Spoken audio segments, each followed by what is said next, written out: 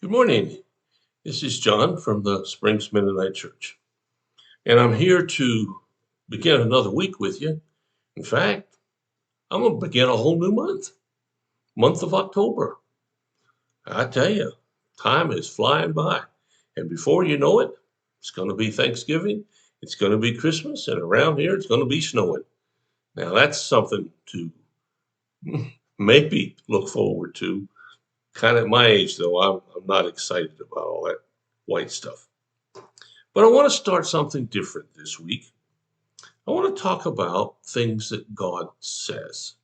Now, I'm going to be very specific and limited here.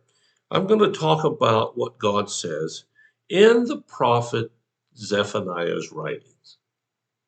Now, I'm sure Zephaniah is your favorite book, and you just looked at it a few minutes ago. But in case you didn't, you'll find it in the Old Testament between the prophet Habakkuk and the prophet Haggai. Wasn't that a big help? Well, let me give you another one if it's not enough. It's on page 969 in my Bible. Yeah, that probably didn't do it for you either. So just look in the table of contents, look up Zephaniah, and that's where I'm going to be this week. And to get started, I want to read to you a little summary of the book of Zephaniah that I have in my Bible here. It says this: the scene is Jerusalem in the 7th century BC, during the reign of King Josiah, who's cleaning up Judea after a string of idol-worshiping kings have trashed it. Josiah offers a desperate people the fresh leadership they need, but he's not enough. The prophet Zephaniah is a big fan of the young king, lending his weight to Josiah's reform movement. But the culture of corruption and greed and arrogance is strong, so there's much work to do. Zephaniah finds himself writing at a time when life is difficult. Maybe that's like you and me. Life is difficult, at least at times. For some of you listening, life has been difficult for a long, long time. So perhaps something I say this week can help out in that regard. Today I'm going to start with the second chapter. And I want to look at verse 3. Here's what it says: seek the Lord, all who are humble, and follow his commands. Seek to do what is right and to live humbly. Okay, Zephaniah is trying to help Josiah clean up society. Now, by that, I mean get rid of the idols, get it worshiping the true God. And as I read, the little introductory says there's a lot of work to do. So I want to start with this passage. Seek the Lord, all who are humble. What does humble mean? That's an interesting question. Does humble mean that you never take credit for something you've done?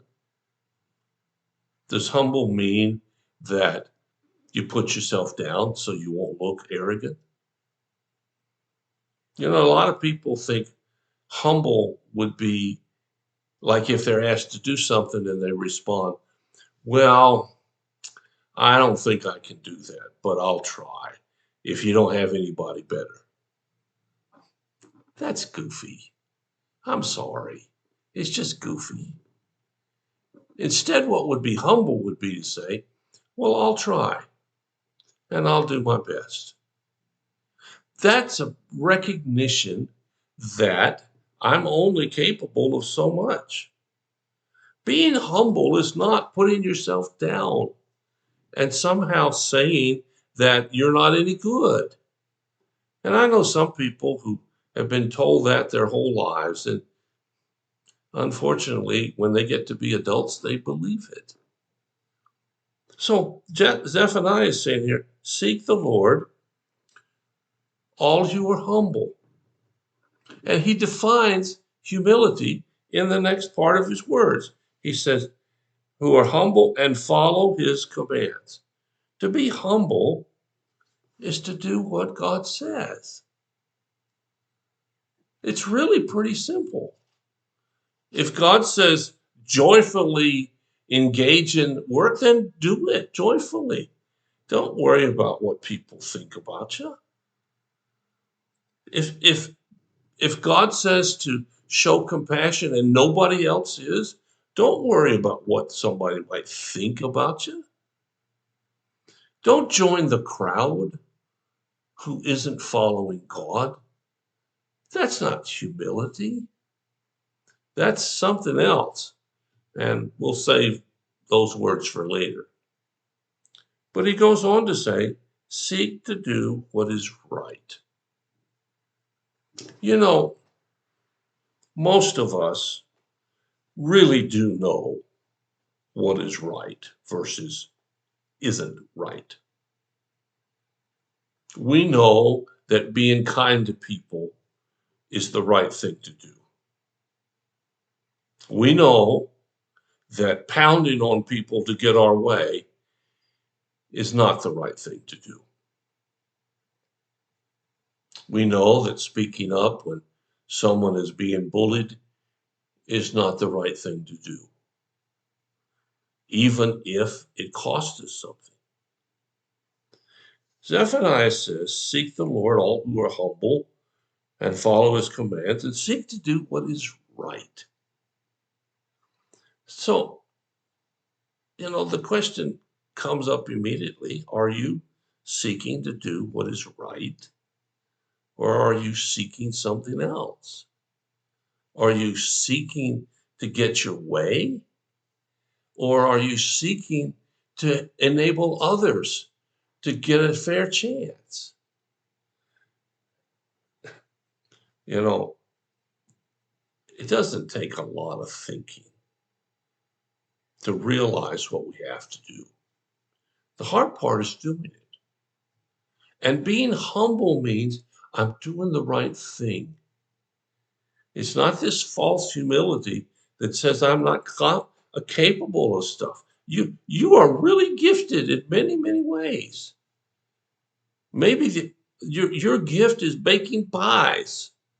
That's certainly not my gift, though my wife would suggest that my gift is eating pies. Well, maybe she wouldn't. But God wants you and me.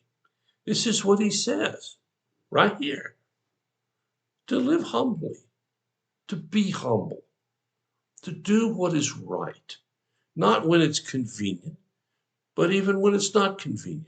Do what is right all the time, even if nobody else is doing it. The other day I was in a store, and I'm not going to say this to pat myself on the back, but they gave me the wrong change. They were supposed to give me a 1 and they gave me a 5. And I could have walked out the door. And I stopped. I said, ma'am, you gave me the wrong change. I did? Yeah. Look at it again. You're supposed to give me a 1 and you gave me a 5. And she checked. She had to look at the ticket. She said, oh, you're so right. Oh, thank you for being honest. And I said to her, well, aren't we supposed to be? And then her remark was, well, not many are. See, doing the right thing is doing the right thing all the time. So you think about that.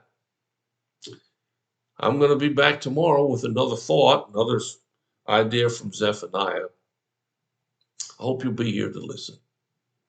If you have a need or a concern, let us know. We'll do whatever we can as fast as we can to help meet your need.